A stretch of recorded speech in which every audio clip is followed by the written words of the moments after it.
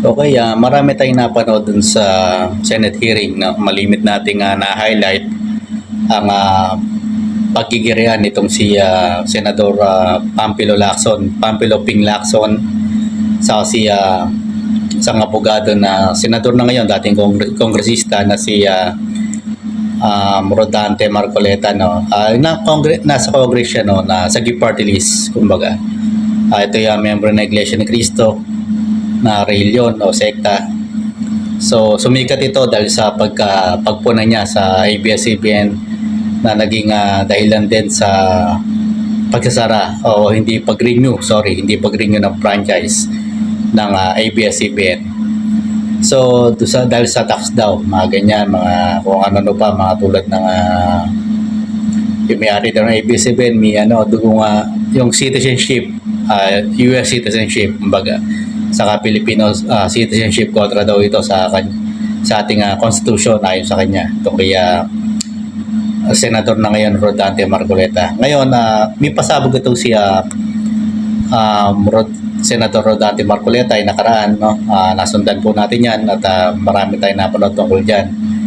Yung si Gutesa, yung Marines na tinatawag, na nagsilbi daw bilang security advisor pa yun, no? Security personnel dun sa kaya Saltico na nag-resign na ngayon na kongresista dahil sa flood control. Marami po talagang galamayo, talagang pagpapasukan itong investigasyon na to dahil sa paper trail ng money, kung sino pumirma dyan, kanino napunta, bakit hindi nagawa yung project, mga ganyan. So bilyon-bilyon ang nawala po sa atin, bilyon na nawala na sa atin talaga po na pera sa pondo natin, no? Ganyan po talaga sa hindi umaasenso ang Pilipinas.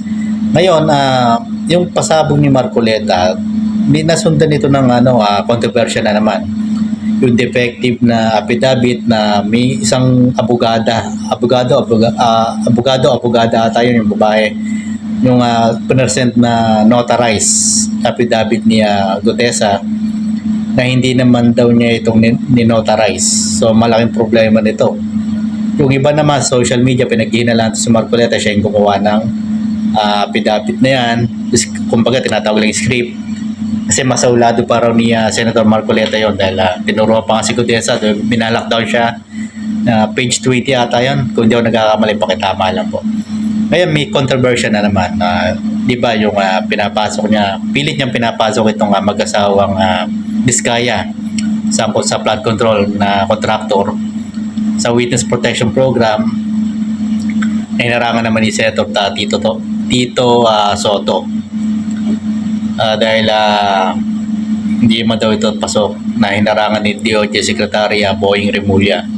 Nagtalo pa sila ni Senator Marcoleta dyan kasi may in-house rules ang DOJ dyan, Department of Justice, na dapat talagang sincero dapat ang isang witness kasi hindi ka na makakasuhan maliban na pag hindi ka sumunod at nag-withdraw ka, niloko mo lang yung gobyerno, pwede kang balikan ng kaso ulit. Pero oras na nag-witness ka na, state witness, yung mga nilabag mong batas, hindi nila ikakaso sa'yo, may pagtulungan ka lang. Yun po yun.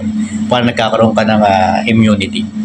Ngayon, itong sinasabi ni Senator Lacson na tumatak sa tao, bakit ba you so protective sa mga Diskaya? Ika nga. So, ang sabi ni Rodante Marcoleta doon, Senator Rodante Marcoleta, buti na itanong mo yan, Mr. Chair, buti na sabi mo, parang gano'n.